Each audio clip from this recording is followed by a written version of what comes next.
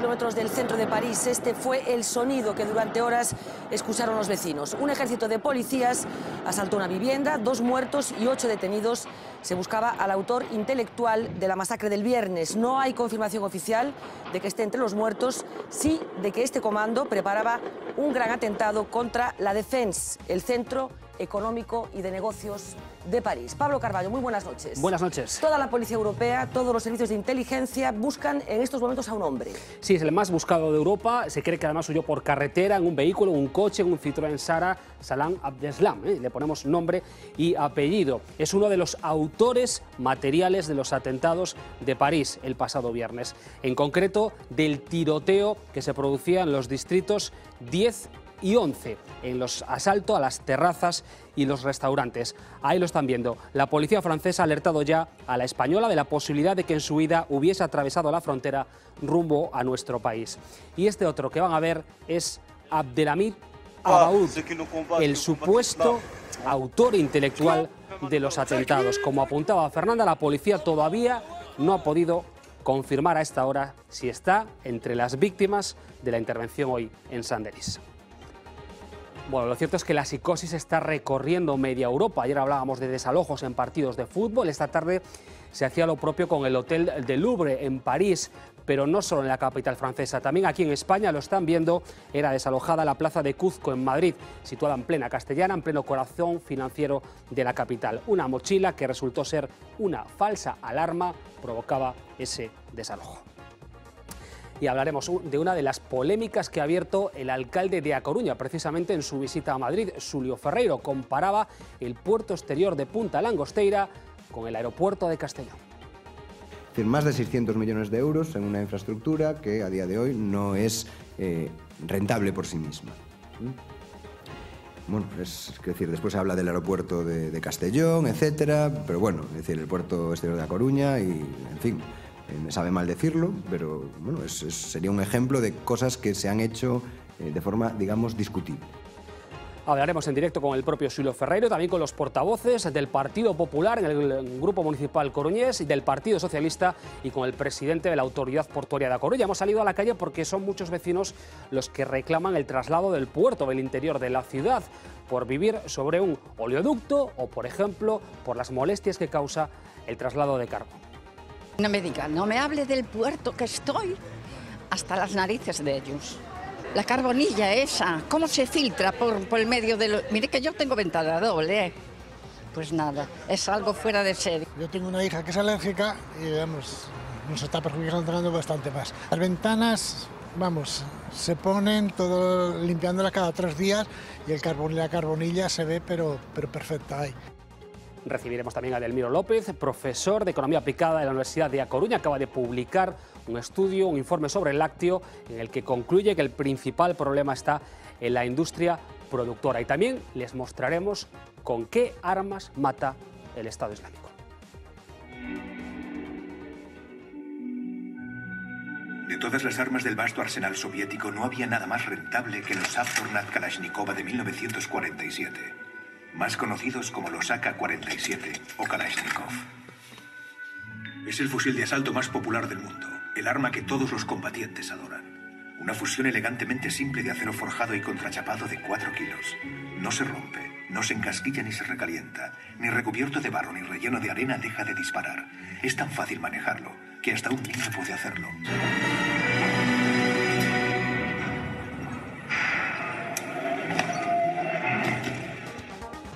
Edelmiro López Iglesias, moi boa noite. Boa noite.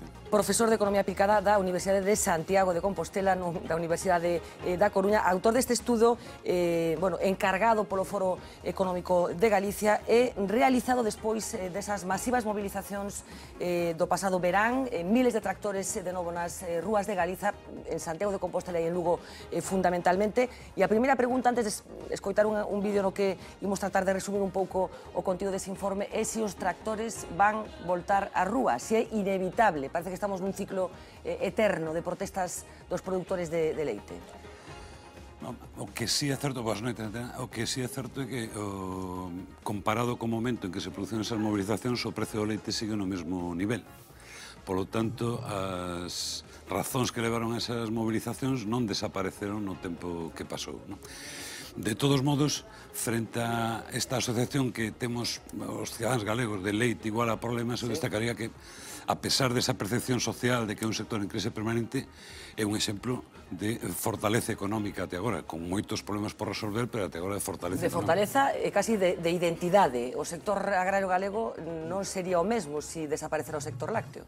Especialmente na mitad norte de Galicia, que é onde se concentra a produción de leite, e non é só a produción de leite, articula a economía de moitas comarcas e, en concreto, de moitas vilas. Bueno, imos ver, como decía, un pequeno resumen deste achecamento teórico que se fai neste estudo, como decían, despois o fío desas masivas movilizacións do pasado verán, e coincidindo cun momento no que os produtores están empezando a anunciar que pode haber de novo movilizacións, porque ese famoso acordo que en principio se suscribiu no Ministerio de Agricultura podería terse convertido en papel mollado, algo que por outra parte algúns xa dixeron prácticamente dende o principio. Vamos verlo. El lácteo es una pata clave de la economía gallega. Somos una de las 10 regiones europeas que más leche produce. Prácticamente una de cada 2 granjas en Galicia se dedica a la leche, el 44% de todas las que hay. Sin embargo, el sector apenas ha avanzado desde los años 80 en la rama industrial. Las industrias lácteas solo aportan un 20% de la riqueza, todo lo contrario a comunidades como Cataluña. Producen mucho menos que nosotros, una cuarta parte, como refleja este mapa que muestra la distribución de las vacas productoras en todo el país. Sin embargo, la industria catalana es más importante. Nuestro talón de Aquiles está aquí. Falta una industria transformadora a la altura del sector productor. Así lo expone el informe del profesor de Economía Aplicada Edelmiro López Iglesias para el Foro Económico de Galicia. Generamos el 40% de la leche de todo el Estado, pero solo el 16% de las ventas. Los trabajadores vinculados al sector apenas suponen el 8% de todo el país. Tenemos 10.000 explotaciones, 350.000 vacas lecheras, pero menos de 2.000 empleados. El estudio analiza la evolución del lácteo gallego desde el año 84, cuando aparecieron las cuotas eliminadas esta primavera. Desde entonces se destruyeron buena parte de las explotaciones. Teníamos 100.000 y ahora menos de 10.000. La producción, por el contrario, se duplicó. 1.206 millones de litros entregados a la industria en el año 84, frente a los 2.464 de la última campaña. Los precios de los piensos, los fertilizantes y la energía, los costes que tiene que afrontar el ganadero, se dispararon. No así lo que cobra por la leche. Inversiones, como decíamos al principio, somos una de las 10 regiones europeas que más leche produce. Nuestro país es, sin embargo, de los que menos dinero destina a la inversión en la industria. Las granjas lecheras ocupan unas 220.000 hectáreas. El informe apuesta por aumentar esta superficie. El objetivo, depender menos de los piensos y mejorar la rentabilidad. La única solución al sector, insiste el estudio, pasa por una atracción de capital que permita producir no tanta leche bruta, sino más postres, quesos, bebidas, yogures, es decir, más valor añadido, más empleo y más margen de beneficios. Bueno, moitas cousas que facer en cada unha das patas que participan na produción de leite neste país, pero nas primeiras palabras que mantivemos ao principio desta conversa apareceu xa a palabra prezos, que está sempre, ou case sempre, detrás das reivindicacións dos gandeiros. Son tan baixos os prezos que perciben os gandeiros ou depende de que gandeiro falemos? Neste momento son baixos en toda Europa, porque hai unha conxuntura de prezos baixos a nivel internacional. Dentro de Europa o precio medio español está por baixo da media e o que máis grave é, dentro de España, Galicia, con moita diferencia, a comunidade autónoma onde o precio máis baixo. Para ter unha idea, aquí anda ao redor dos 28 céntimos, a media española está ao redor dos 30, pero, por exemplo, nunha comunidade veciña e que non ten, en principio, tantas diferencias con nós como é Asturias, está 4 céntimos máis alto. Pois, sí, claro, chama moita atención tendo en conta máis que estamos nun mercado global, que moitas veces se utiliza como argumento para justificar cousas que se fan en cada unha desas zonas. Dicen os gandeiros tamén que non é rendible dedicarse nestes momentos á produción de leite. É así? Ben, para iso tenemos que comparar o prezo que están percibindo cos seus custes de producción. Desgraciadamente, en Galicia tiñamos datos moi bons sobre contabilidade de explotacións lácteas, pero deixaron de publicarse os datos no ano 2011. E iso? Pero de quen dependían eses datos? Quen publicaba eses datos? Eran publicados pola propia Consellería, elaborados por técnicos que traballaban na propia Consellería. O que pasa que non son públicos, ou nin existen. Deixaron de publicarse ese dato. En todo caso, se tomáramos como referencia eses datos de 2011, o custe pode andar, o custe de producción medio, movíase naquel ano ao redor dos 31 céntimos de euro por litro. Por lo tanto, eso, por baixo diso, de precio medio, non cubren todos os custes, incluindo nos custes o custe da mão de obra familiar, porque tamén teñen que, moitas veces fan os custes excluindo mão de obra familiar ou a terra que aporta a familia. Se inclúe iso, todo que sexa por baixo dese precio implicaría que non están obtendo ou un salario adecuado para a familia ou incluso que poden estar perdendo literalmente diñeiro. É menos rendible hoxe que hai uns anos? É que desde 2007 o problema é que vivimos a raíz da liberalización do mercado a nivel internacional e sobre todo a nivel europeo, que iso empeza no 2003. A partir da PAC, non? A partir da reforma da PAC do 2003, que é onde hai o gran cambio, non é coa eliminación das cotas. A eliminación das cotas é unha culminación dun proceso de liberalización. A raíz de aí, 2007 realmente vivimos no que é o precio do leite a nivel internacional europeo e de modo particular no caso galego nunha montaña rusa. Entón, 2007 e 2008 foron anos de precios magníficos, despois hai casi como unha evolución plana até 2012, 2013, 2014 volven ser anos moi bons e desfóndanse desde a segunda mitad de 2014 até hoxe. Entón, se os comparamos co precio que percibían os gandeiros, hai cousa de un ano e medio, a diferencia é 10 céntimos menos, 12 céntimos menos, que é a diferencia entre gañar diñeiro na explotación ou estar nunha situación moi delicada. Imos entrar enseguida en detalles máis miúdos das cousas que afectan este sector, pero ben organizado sería un estupendo sector para xerar riqueza, non somente esas familias que se dedican a isto, senón para incrementar o PIB do noso país? Eu creo que en xeral o ámbito alimentario, incluindo tanto o agroalimentario como o pesqueiro, aínda que é un sector que existe, porque a humanidade sempre comeu, existe de fai moito tempo, é un sector de futuro a nivel internacional. E por qué? Porque a demanda de alimentos está aumentando a nivel internacional. Nese contexto, cada espacio especialízase naquelo ou para o que ten mellores condicións naturais ou no que a xente foi facendo mellores cousas. Parece que ten as condicións mellores para isto. E nós convertímonos na gran potencia produtora de leite a nivel de España, entre as 10 primeiras rexións lácteas da Unión Europea. Os produtos lácteos, a súa demanda está aumentando a nivel internacional, vai seguir aumentando. Polo tanto, se somos capaces de poñer en valor esa materia prima onde somos unha potencia, é evidente que é unha fonte de riqueza. Eu diría que pode ser un sector de futuro. Pero quen está facendo malas cousas, entón? A administración galega, os produtores, a industria, os distribuidores, de quen depende de que este sector que ti crees que teóricamente, na teoría, ten un futuro estupendo, este ten os problemas que ten? A ver, realmente, máis que sector, convén sempre falar de cadea productiva e aí hai, digamos, tres actores implicados. Productores, industrias que transforman o leite e cadeas de distribución. E despois hai un actor que, ainda que non participa directamente no proceso, digamos, marca as reglas de xogo do partido, que son a administración aos diferentes niveis. Se houbera que simplificar, eu diría que dos tres partes da cadea, os que mellor fixeron os deberes nos últimos 30 anos foron os produtores, as explotacións lácteas. Con problemas, con cousas aínda por corregir, pero nun contexto moi difícil foron capaces, co seu esforzo inverso, de seguir para adiante. Unha auténtica reestructuración mesmo, porque falábamos deso, de 100.000 explotacións pasaron a 10.000, non? Ao mesmo tempo que lograron os 10.000 que quedan producir o doble do que producíamos cos 100.000. Entón, eu creo que fixeron razonablemente os deberes, ainda que queden cousas por solucionar. A industria láctea en xeral en España e de modo particular en Galicia non soupo adaptarse ao novo contexto da integración europea. Este é un problema que non é de hoxe, é un problema dos últimos 30 anos e chegamos á situación actual. É dicir, hoxe, de cada 100 litros de leite que producen os gandeiros galegos, 30 xa se van fora, sin transformar. E dos 70 que se transforman aquí, casi todos van simplemente a envasado en cartón. E iso Eu non teño nada contra os cartóns, pero o problema que ten é que é un produto de moi baixo valor engadido e onde é cada vez maior o dominio da distribución. Entón, esa debilidade do eslabón industrial é o que acaba facendo vulnerables aos propios Claro, pero gandeiros. quen ten que prender a chispa, digamos, para que as cousas muden, porque finalmente se trata de que todos salgan beneficiados, porque alguén está gañando con este sistema, alguén está gañando moito máis do que gañaría con outro sistema.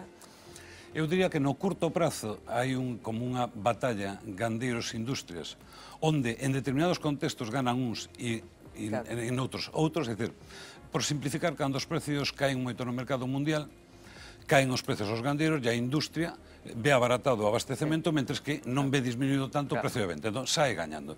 En situacións como se produciu en 2013-2014 de precios altos, son os gandeiros os que ven aumentado de forma significativa os seus precios sin que a industria se sea capaz de trasladar eso á distribución.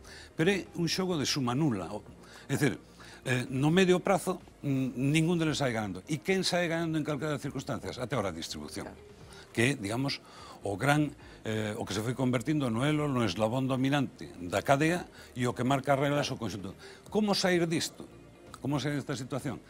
É evidente que, por un lado, é necesario cambios nas reglas de xogo, e aí intervenen as administracións, pero tamén é necesario ter, ou sobre todo, unha industria máis forte. É dicir, por decirlo de forma que nos entendamos, se apretamos demasiado a industria buscando reequilibrar as relacións cos produtores cunha industria tan débil en termos da súa estructura, corremos o risco de que, digamos, non sexa capaz de soportar a situación. Entón, necesitamos ir organizando o conxunto da cadea, meter a distribución no medio, e despois hai políticas máis a medio e longo prazo que teñen que ver coa política industrial e a propia mellora das explotacións, onde a responsabilidade fundamental corresponde ás administracións e tamén ás administracións próximas, ao goberno español e, sobre todo, ao goberno galego. En calquer caso, a administración sí que, ademais dese papel legislativo, digamos, que teñen os parlamentos e que teñen que ver ca estructura da terra, etcétera, etcétera, bueno, tería que animarse a ter un papel máis activo a hora de poñer de acordo ou de correxir as cousas que se están facendo mal. Porque dá a sensación ao final de que eles o consideran o enemigo tamén, a administración, non o socio, digamos. Sí, a administración, a miña opinión en concreto, cada vez que estala un conflicto, as administracións nos últimos anos o que tratan basicamente é ganar tempo. Por exemplo, a miña interpretación do acordo de setembro en Madrid, con cousas con moi boa vontade e cousas ben postas, pero a solucionar que os tractores marcharan das rúas, non? E sobre todo esperar, é dicir, normalmente hai unha evolución estacional do precio do leite, a marxe de que tende a baixar o tal, e tende a recuperarse no inverno, a partir do outono. E entón eu creo que se buscaba un pouco a gañar tempo a partir de setembro que empezarán a remontar os precios. Pero non solucionar o problema, non? Porque a solución do problema non é inmediata. Eu creo que, volvo a insistir, ou hai unha política industrial moito máis activa, aínda que eso vai depender principalmente da iniciativa privada, pero desde o ámbito público hai unha política industrial máis activa, ou cunha industria tan débil como a que temos seguirá en mans da distribución e acabará repercutindo as súas debilidades sobre o que ten máis débil, que son os gandeiros. Unha cousa que para mí me desperta unha especial curiosidade que é o asunto famoso das cotas. Durante anos, históricamente, case houve unha reivindicación para pedir a supresión das mesmas. Agora mesmo, casi eses mesmos actores que se lallaban porque existían as cotas, agora as botan de menos, porque as cotas o que implicaban que estaba intervido o precio do leite. Foron boas ou foron malas as cotas? Era boa a política de cotas ou era mala? A cuestión para España e, sobre todo, para Galicia, non era tanto a existencia ou non de cuotas, que volume de cuota foi asignado a España no momento da integración. Aí estaba o problema. E a oposición ás cotas que se manifestaba en forma de cuotas no fondo que estaba reivindicando máis cuota. Entón, eran boas ou eran malas? No seu momento que permitiron limitar a produción e, por lo tanto, ter máis regulado o sector.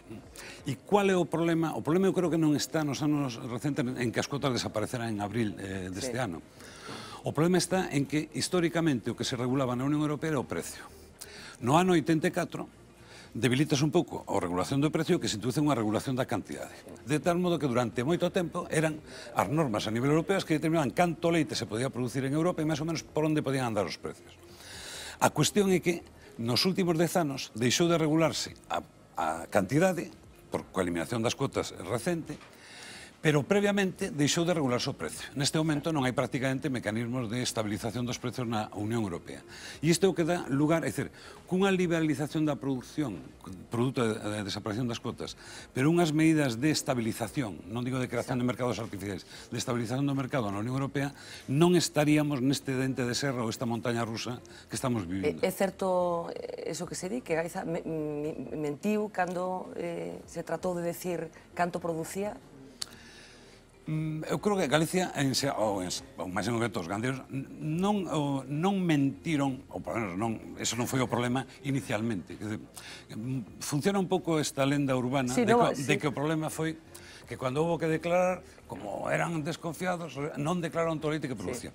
Pero, se vemos as cifras, no momento en que había que facer esas declaracións, Galicia tiña un volume de leite comercializado que andaba ao redor de 1.100.000 toneladas. Aínda que se declararan todas, ese sería a fotografía que en principio quedaría, se non se lograba ampliar a cuota española e captar máis cuota para Galicia. Entón, ese era o problema, que 1.100.000 toneladas non daba. Por que nos afectaba máis a nós recén entrados na Unión Europea? Porque se tomamos países como Holanda, incluso Irlanda, que entraran no ano 73, viviran a época das vacas gordas e tiñan consolidado un volume de produción, por lo tanto, decirles, quedadevos como estades, decía, bueno, pues non estamos tan mal. Entón, o problema non foi tanto o dese mentira inicial. Despois, eu creo que xa se pode decir, cando sí houbo, foi unha mentira xeralizada á hora do cumprimento das cuotas. Que non se cumplían. Que empezaron a funcionar mecanismos, supoño que agora isto xa non está subjúdice, empezaron a funcionar mecanismos para eludir o cumprimento do estricto das cotas, nos cales participaban produtores, industrias e as propias administracións. Alguna multa, sin embargo, sí que apareceu. Sí, pero inicialmente as multas, por exemplo, en Galicia asumías o goberno galego. Só a partir da década dos 2000, 2002, 2003, sí que repercute directamente sobre os gandeiros. Pero é un pouco... Era a forma de evitar de que unha aplicación estricta das cotas, digamos, impedir a que este neno, que era o sector lácteo galego, pudera convertirse en mozo e algún bien adulto. Era unha forma de subvencionar tamén o sector, por unha vía extraña, que ao final pagar as multas. E, sobre todo, de facilitar que esa reestructuración que estaba tendo en marcha e ese desenvolvemento productivo seguir adiante. Bueno, estamos falando dun sector que ten problemas en Galiza, que ten problemas no conxunto do Estado, pero hai datos moi chamativos. Como é posible que Galiza produza o 40% do leite de España, pero que esa cantidade supoña menos do 10% en termos de valor engadido bruto e de emprego? Por que esa diferencia? De valor engadido bruto e de emprego na industria. É dicir, Galicia produce o 40% do leite de España e o valor dese leite non chega en euros, non chega ao 40% porque o precio que se percibe aquí é máis baixo, pero pode andar polo 30 e pico, 30 e moitos. Que sucede? De cada 100 litros de leite que se comercializan, 30 xa se van fora. E os que se transforman aquí van aos derivados máis simples. Entón, iso é o que provoca a cifra en concreto desa do 16% é as vendas da industria. As vendas da industria localizada en Galicia, da industria láctea, só supoñen o 16% da española. E como a mes son produtos nos que o valor engadido é baixo, tendo o 16% das vendas da industria láctea española a industria que está localizada en Galicia, en termos de valor engadido de renda e de emprego, anda por baixo do 10%. A explicación está en que a industria localizada aquí non é capaz de transformar todo o leite que producimos e, ademais, o que transforma destino, basicamente, a bricks cada vez máis de marca blanca, onde calquera que fagan, os que facemos a compra semanal nosa casa, sabemos que a marca blanca ten un precio moito máis baixo. Grupo Lácteo Galego, sí ou non? Se eu pudera escribir unha carta aos Reis Magos, diría que sí, pero o Grupo Lácteo Galego, tal como entendemos durante moito tempo, realmente a gran ocasión foi na década dos 90, porque daquelas tiñamos bimbios para construir o cesto. Tiñamos Leima, tiñamos Larsa, había bimbios de industria de capital galego que permitían construir un cesto moi interesante. Hoxe trataríase de partir prácticamente de cero, porque as únicas empresas de capital galego de certa dimensión, e ainda así son pequenas no contexto español, non digamos no europeo, son Feiraco por un lado e Leite Río Leima polo outro. Entón, eu, de todos modos, sigo pensando que se non é baixo a forma que históricamente se asociaba ao do Grupo Lácteo Galego, o que é imprescindible é que exista algunha industria, algún ou algunhas industrias lácteas moi enraizadas no sector, que teñan os seus intereses moi ligados ao sector, preferiblemente de capital galego, pero senón de capital ou do resto de España ou francés, que tiren do conxunto do sector. E de forma complementaria hai moito espacio para outro tipo de iniciativas onde incluso os produtores deberían ou poderían e deberían ter unha participación cada vez maior. Estou pensando en proxectos cunha componente cooperativa dirixidos máis a produtos máis diferenciados, de calidade, para nichos de mercado específico. Se tuvera que resumilo casi nun eslogan, o ideal sería ter pois, unha Inditex, máis as bodegas do sector vitivinícola, e se non podemos ter eso, polo menos ter unha Citroën Láctea, que é a conversión de Lactalis, que é a gran multinacional presente en Galicia, máis o que foi o desenvolvemento de producións máis diferenciadas, que é a clave do éxito do sector vitivinícola galego. Faces esa comparación. Por que as cousas que parece que funcionaron no sector vitivinícola que nos últimos anos non o coñecemos, comparado con que foi nos anos 80, esa reestructuración, aparición de industrias, de bodegas que están funcionando moi ben. En que é diferente o sector do viño e o sector do leite? A ver, hai unha primeira diferencia que ten que ver cos mercados, é dicir, o viño foi se convertindo cada vez máis aínda que siga vendo viño de mesa. Claro, pero precisamente Galiza, no caso do viño, sí que comprendeu rápido que a purrela non era a clave e que había que tirar por viños de altísima calidade e prezos altos, non? Pero iso axudoulle o mercado, no sentido de que nos últimos 30 anos a demanda de viño de mesa a nivel internacional e tamén en España cae en picado. Cada vez xente nova toma menos viño, non vai de viños, toma cervexas. E en cambio, o que creceu moi fortemente é a demanda de viños diferenciados, de calidade. Entón, eso adáptase moito mellor a unha estructura vitivinícola como a nosa de pequenas explotacións, e ao lado deso, non é que o mercado foi o que o permitiu eso, houbo fixéronse ben as cousas en xa nos consellos reguladores das denominacións de orixe, houve unha aposta clara pola plantación de especies autóctonas e ao mesmo tempo aí emerxeu un capital de pequenos emprendementos, de pequenas bodegas que foi adiante. No leite é moito máis complicado porque no leite nos produtos lácteos hai segmentos moi diferentes, pero os segmentos maioritarios son produtos, o que se chama, sendo un pouco pedante, as commodities, é dicir, o produto indiferenciado. E aí a forma de competir é vía custes. É dicir, dá un pouco igual, para meter nun cartón de leite de marca blanca, dá igual o leite de a mellor calidade. Pero podemos empezar a ter camiñado por produtos derivados do leite, que aí sí que eu teño a sensación, corríxeme se me equivoco, que sí que hai unha demanda de cousas de máis calidade, de marca, non sei se...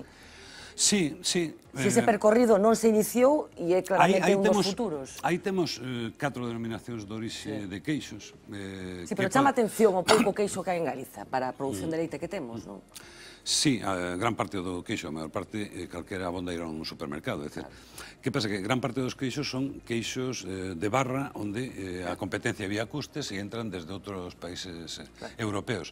Pero é certo que é chamativo o contraste entre o desenvolvemento das denominacións de orixe vitivinícola e o que sucedeu no do leite. Ainda que hai algún exemplo, por exemplo, unha das denominacións máis pequenas, que é a de San Simón da Costa, ten un desenvolvemento moi interesante. E quizá podría ser non digo un exemplo porque é de pequena escala, pero sí deses pequenos graos que axuden xunto con... Pero necesitamos algún gran transatlántico ou varios, polo menos, se non chega a ser transatlánticos, embarcacións de certa dimensión que tiren do conxunto da industria. En calquer caso, se eu fora unha emprendedora, que nestes momentos tivéramos cartos ou a vocación de facer algo diferente, apegado ao territorio, todas esas cousas que teñen que ver co sector agrario, é un bo sector para facer emprendemento nestes momentos, Elmiro? É un sector complicado. É un sector complicado. En mercados apostando a mercados de proximidade e a produtos diferenciados, eu diría que sí, pode ser un ámbito interesante para o emprendemento. Un emprendemento de pequena escala para embotellar leite destinado ás grandes superficies, desaconsellaría a ti e a calquera que me pregunte, porque aí vai ser imposible que encontres un nicho de mercado. E tamén hai outro tipo de nichos que no do leite, a máis de produtos finais, elabóranse derivados intermedios que depois se utilizan na industria. Aí hai un exemplo interesante en Galicia de empresas de tamaño pequeno, moi ligados a I+D, que están funcionando de forma moi boa. Bueno, estamos falando de industria. Que habería que facer cos propietarios, que a estrutura da terra? Hai cousas, hai deberes que facer aí aínda? Co tamaño das explotacións, ca tecnoloxización das mesmas? O gran problema que temos pendente de resolver, que non afecta só ao do leite, pero acaba afectando ao leite, é que Galicia ten cerca de 3 millóns de hectáreas. Este é o territorio que temos. Dos 3 millóns de hectáreas, nós temos aproveitados para cultivos e pastos 600.000, 20%. Hai ao redor dun millón que poden estar repoboadas, pero a maior parte, bueno, non demasiado cuidadas, e temos prácticamente 1 millón de hectáreas abandonadas.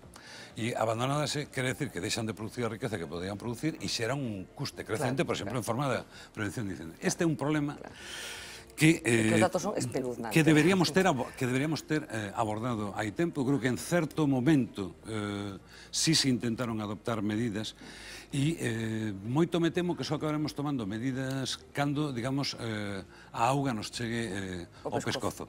E que medidas? Pois do que se trata non é tocar a estrutura da propiedade, senón lograr que temos máis de 1,5 millón de propietarios de fincas rústicas, todos somos propietarios, se non seremos en algún momento, o do que se trata é como lograr que as terras dese 1,5 millón de propietarios, que a inmensa maioría non traballan a terra, nin teñen pensado traballala, se cedan a través de arrendamento a explotacións en activo, que se no fondo era o esquema do Banco de Terras, non era ningún invento raro. E para iso que necesitamos? Ao mesmo tempo que se crea ese mecanismo do Banco de Terras, activalo, non simplemente deixalo no diario oficial, e é necesario penalizar de algún modo o mantenimento de terras abandonadas. É imposible facer tortillas sin romper ovos. E isto é a asignatura que temos pendente. E afecta aos produtores de leite, por qué?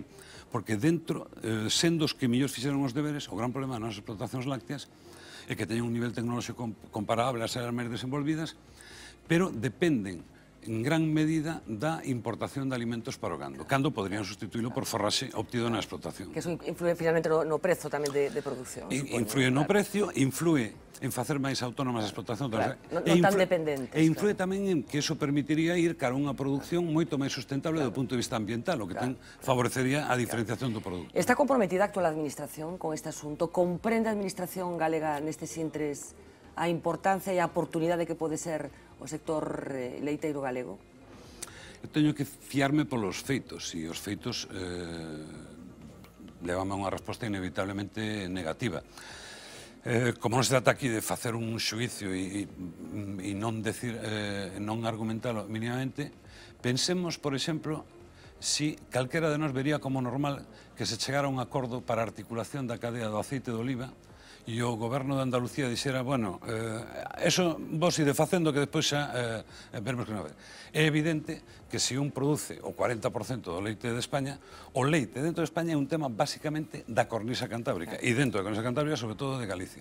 Por tanto, teria que estar aí, aínda que se chegara a un acordo a nivel de España para a articulación da cadea... Sí, pero o actor principal... O actor principal ten que ser o goberno galego. E despois, na política industrial, que é das grandes carencias, a política industrial non se fai principalmente a través do boletín oficial.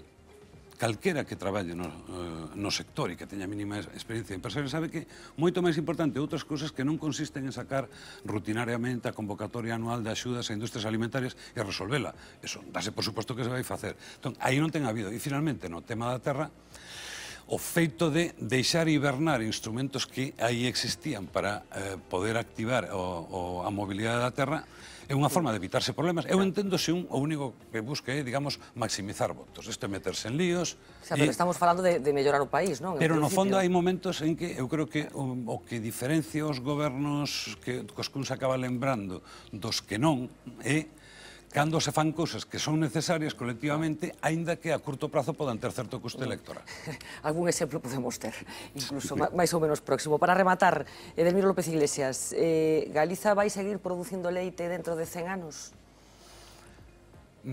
Eu espero que non só producindo, senón transformando, pero hai un dato, gústame ser realista, hai un dato dos que se recolle no informe que a mí me resulta especialmente preocupante, que non ten que ver con fixarnos na foto, senón coa película, e é cando un mira onde se localiza a produción de leite en Europa e a produción de materia prima e como evolucionou nos últimos anos, cando se foi liberalizando a produción, vemos que Galicia está no meollo das áreas que máis aumentaron a produción.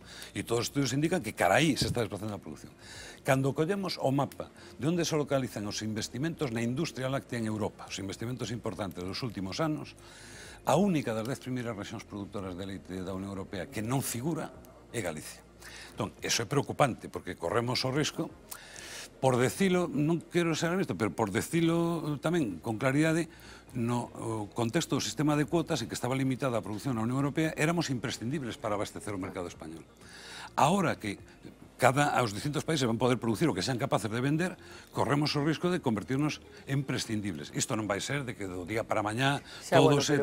Pero no que se traducirá, pode traducirse o risco en precios moi inestables e baixos que acaben desincentivando a parte dos explotacións. Houve grandes sectores neste país que están nestes momentos como están. Estou pensando no naval, por exemplo. Quero dicir que todo non é eterno. Quero dicir que hai cousas que están e que poden non estar. De todos modos, eu, pola propia fortaleza do sector productor, eu, a pesar de todos estes problemas, son optimista e estou convencido de que, aínda que con máis disgustos dos que serían aconsellables, que o sector e o conxunto da cadea láctea vai acabarse indo adiante. Bueno, pois vamos a quedarnos con esa nota optimista. Edelmiro López Iglesias, de verdad, graciñas, interesantísimo estudo para todo o que te interese as cousas importantes deste país, de Galicia. Por certo, pronosticas máis tractores nas rúas con carácter máis ou menos inmediato? Eu non estou nas mentes dos convocantes. Nin indirectamente. O que si é certo é, a única dúbida é se o que vai imperar é un ambiente de resignación ou de protesta desesperada. O que é real é que as condicións non se modificaron de forma significativa nos últimos meses. Bueno, pois mira que se pelexou, mira que se estiveron horas ali de protestas, dormindo na muralla de Lugo, etcétera, etcétera. Así que as cousas siguen igual. En fin, Edelmiro, graciñas, de verdade. Interesantísima conversa, gracias. Gracias. Imos facer unha pausa publicitaria, enseguida voltamos. Moitas cousas na xenda de hoxe, por suposto, o que ten que ver con París, pero tamén esas declaracións que onte facía o alcalde da Coruña, Xulio Ferreiro, que teñen levantado unha auténtica polvareda. Enseguida voltamos.